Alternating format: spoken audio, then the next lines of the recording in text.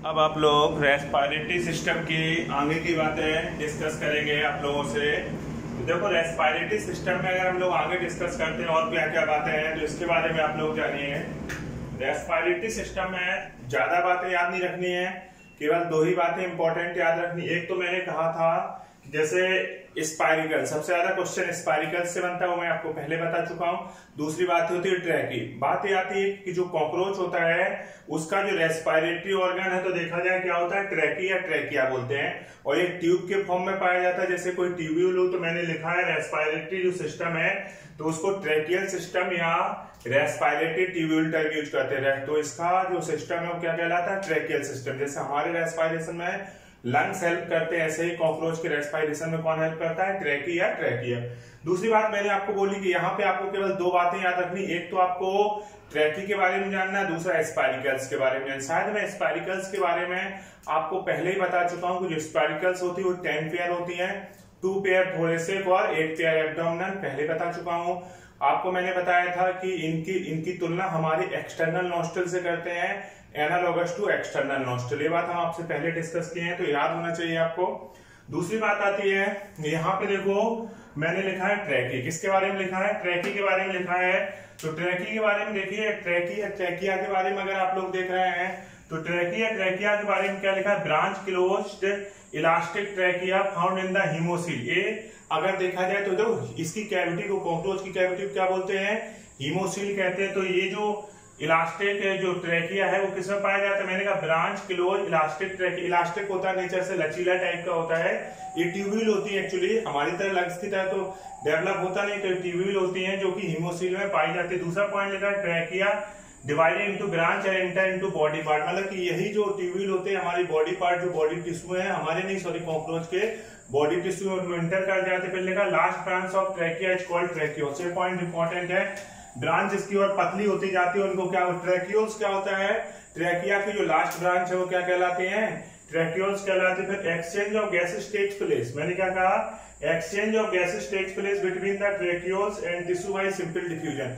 तो इसमें जो गैसेस का एक्सचेंज है वो किस प्रोसेस के द्वारा होता है, सिंपल डिफ्यूजन। तो आपको कोई फालतू चीजें याद नहीं रखना है, आपको बस दो तीन बातें याद रखनी है। दो कि रेस्पिरेटरी सिस्टम में एक ट्रैकिया आएगा, दूसरा क्या है, स्पाइरिकल्स। ट्रैकिया की तुलना हमारे लंग्स से कर सकते हैं एक तरीके से, पर होता नहीं है लंग्स की तरह कुछ भी इसमें। ये ट्यूब्यूल की तरह होते हैं। लास्ट जो ट्यूब्यूल होती है उनको ट्रैकियोल्स कहते हैं और वो हमारी बॉडी टिश्यू में धसी रहती है। उसके बाद देखा जाए स्पाइरिकल्स। स्पाइरिकल्स जो होती है वो 10 पेयर, ये इंपॉर्टेंट है, 2 पेयर थोरेसिक हो गई, 8 पेयर एब्डोमिनल। और स्पाइरिकल्स जो होती है लैटरल साइड में पाई जाती है। फिर बाल प्रेजेंट इन ईच स्पाइरिकल्स, मैंने कहा सभी स्पाइरिकल्स में बाल पाए जाते, केवल पहले थोरेसिक और पहले जो एब्डोमिनल स्पाइरिकल्स होते हैं उनमें बाल एब्सेंट होते। साथ मैंने लिखा भी होगा बाल absent first pair of spiracles of thoracic and abdomen both. इसके बाद यहाँ पे एक पॉइंट लिखा बाल present in each spiracles which bear cilia like bristle for filtering the incoming air. Incoming air को फिल्टर करने के लिए इसमें क्या पाए जाते हैं, सीलिया पाए जाते हैं जो कि इनकमिंग एयर को फिल्टर करते हैं। उसके बाद एक मैंने बोला टर्बो स्टर्नल मसल। देखो टर्बो स्टर्नल मसल्स होती है जो रेस्पिरेशन में हेल्प करती है। टर्बो स्टर्नल मसल्स किस तरीके से रेस्पिरेशन में हेल्प करेगी ये बात जान लो। अब यार एक बात आप जानते हो कि टर्बो DTBSLP शब्द याद है।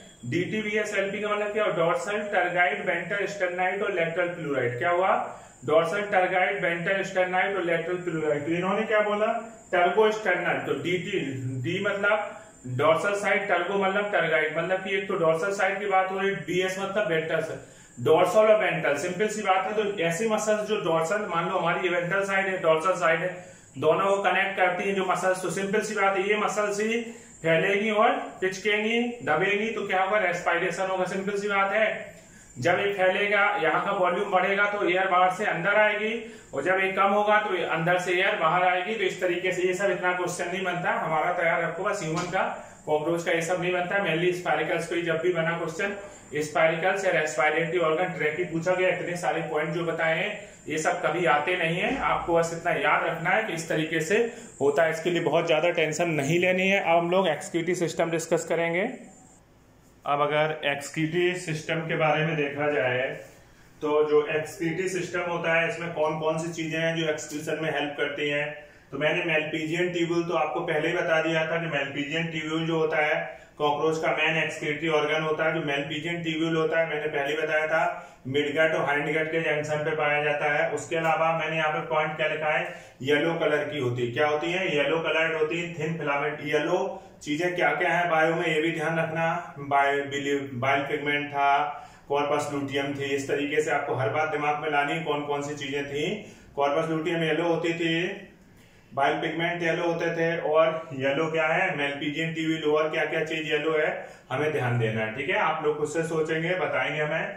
मैंने बोला कि ये येलो कलर थिन फिलामेंटस होता है और कहाँ पे पाई जाती है, ब्लाइंड सेक ट्यूब्यूल होती है। पाई कहाँ पे जाती है, मिडगट और हाइंडगट के जंक्शन पे। एमजी और एचजी के मतलब वो क्या है, मिडगट और हाइंडगट के जंक्शन पाई जाती है। इनकी संख्या जो होती है वो 100 से 150 होती है, 100 to 150 होती है। और ये क्या है कि हीमोलिम्फ, जो कॉकरोच का ब्लड होता है उसको हम लोग क्या बोलेंगे, हीमोलिम्फ बोलेंगे। क्या बोलेंगे? तो हीमोलिम्फ से क्या करेगा, ये किसको निकालेगा, किसको निकालेगा? सिंपल सी बात है, एक्सक्रीटरी प्रोडक्ट को निकालेगा, क्योंकि एक्सक्रीशन में हेल्प कर रहा है। तो मेलपीजियन ट्यूब्यूल में ज्यादा नहीं जानना, केवल एक पॉइंट जानना कि मेलपीजियन ट्यूब्यूल यहाँ पोजीशन उनकी मिडगट हाइंडगट के बीच में और संख्या, इतना याद रखना, बस इस पे ही काम चल जाएगा। इसका जो एक्सक्रीटरी प्रोडक्ट होता है वो होता है यूरिक एसिड। आप बनता है पोटेशियम यूरेट के फॉर्म में है, बाद में यूरिक एसिड में बदल जाता है। बनता किस फॉर्म में, पोटेशियम यूरेट, और उसके बाद किस में चेंज हो जाता है, यूरिक एसिड में। फिर मैंने लिखा uric acid finally release into alimentary canal. आपको मालूम होगा यूरिक एसिड बनेगा फिर एलिमेंट्री कैनाल में रिलीज होगा और एलिमेंट्री कैनाल के द्वारा फिर बाहर होगा। आपको मालूम होगा ये सॉलिड फॉर्म में होता है, क्योंकि ये पानी की, कॉकरोच वगैरह को पानी कमी होती है, हम लोग तरह यूरिन की तरह पास नहीं होता। यूरिक एसिड क्या होता है, सॉलिड फॉर्म में पास होगा तो एलिमेंट्री कैनाल के द्वारा ही पास होगा, तो एलिमेंट्री कैनाल में पहुंचा दिया जाएगा, उसके बाद आगे पास होगा। फिर मैंने कहा इंटरव्यू अपने आप में कैसा होता है, मेलपीजियन ट्यूब्यूल इंटेरोनेफ्रिक होती है, अंदर ओपन होती है, और ये किसमें हेल्प करती है, ऑस्मो रेगुलेशन। ऑस्मो रेगुलेशन को हिंदी में बोलते हैं पराशरण नियंत्रण, मतलब ऑस्मो रेगुलेशन हर चीज को मेंटेन कराने में हेल्प। ऑस्मो रेगुलेशन मैं पहले भी आपको पढ़ा चुका हूं, इसलिए इसकी डिटेल अब यहाँ नहीं बताऊंगा। उसके बाद है फैट बॉडी। फैट बॉडी मैंने बताई थी मोटू सेल, याद आ रहे हैं, माइसिटोसाइट, ओनियोसाइट, ट्रोपोसाइट और यूरेट सेल। फैट बॉडी को एनालोगस टू लीवर मानते थे। क्या मानते थे, यहाँ पे मैं फिर लिख देता हूं, analogous to liver of vertebrate या ह्यूमन लिख दिया, ठीक है। ये एनालॉगस होती है, क्वेश्चन बनता रहता है कॉकरोच की फैट बॉडी किसके सॉरी एनालॉगस होता है तो लीवर का। उसके बाद मैंने बोला नेफ्रोसाइट सेल। नेफ्रोसाइट सेल भी नेफ्रॉन जैसी याद आ रही है, ये हार्ट के दोनों तरफ पाई जाती है, ये भी एक्सक्रीशन में हेल्प करती है। उसके बाद एक होती है यूरोकोज ग्लैंड, ये केवल मेल कॉकरोच में होती है, फीमेल कॉकरोच में नहीं होती। यूरोकोज ग्लैंड भी क्या करती है, एक्सक्रीशन में हेल्प करता है। इसके बाद बॉडी बॉल, बॉडी बॉल भी आपका एक्सक्रीशन। तो ये जो 3-4 चीजें हैं, कौन कौन सा, Malpighian tubule, fat body, uricose gland, nephrocyte और बॉडी बॉल, ये 3-4 चीजें हैं जो एक्सक्रीशन में हेल्प करती है। आपको मेलपीजियन ट्यूब्यूल और फैट बॉडी तो जरूर याद होना चाहिए।